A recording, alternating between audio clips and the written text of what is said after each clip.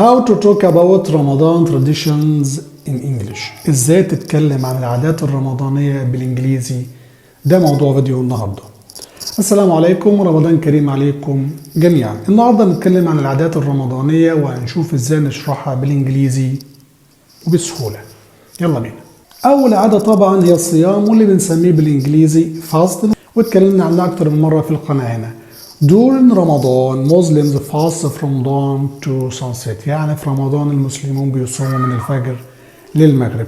اوكي، وطبعا الصيام يبدأ بالسحور، وقلنا قبل كده اللي هو اسمه سحور، وينتهي بالافطار اللي قلنا برضه اسمه افطار. تقدر تتفرج على الفيديوهات اللي قلناها قبل كده عن معاني السحور والصيام والافطار بالانجليزي.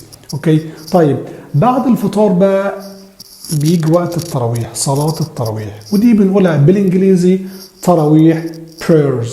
تراويح زي ما هي بالظبط. اوكي، تراويح prayers، صلاة التراويح. ممكن نقول Muslims pray تراويح at the mosque every night during رمضان. يعني المسلمون بيصلوا التراويح في المسجد كل ليلة في شهر رمضان.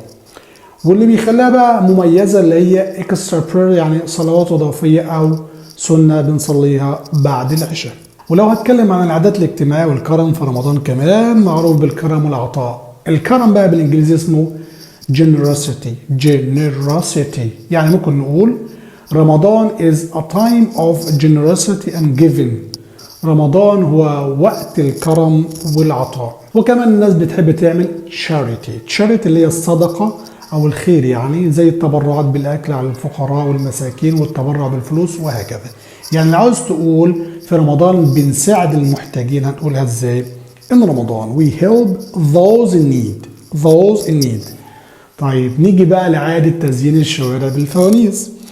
طبعا ما نقدرش ننسى زينة رمضان بتزيين الشوارع بالفوانيس واللي بنسميها رمضان lanterns.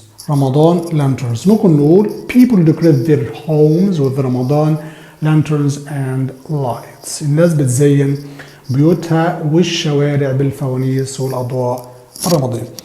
دلوقتي تقدروا تتكلموا عن عادات رمضان بالإنجليزي بكل سهولة وبكل بساطة. وما تنساش تكتب لي في الكومنت ايه العادات اللي انت بتحبها اكتر في رمضان والعادات اللي انت بتشاركها مع غيرك او في الشارع بتاعك. وما تنساش تعمل لايك والشير، واشوفكم فيديو جديد. رمضان كريم.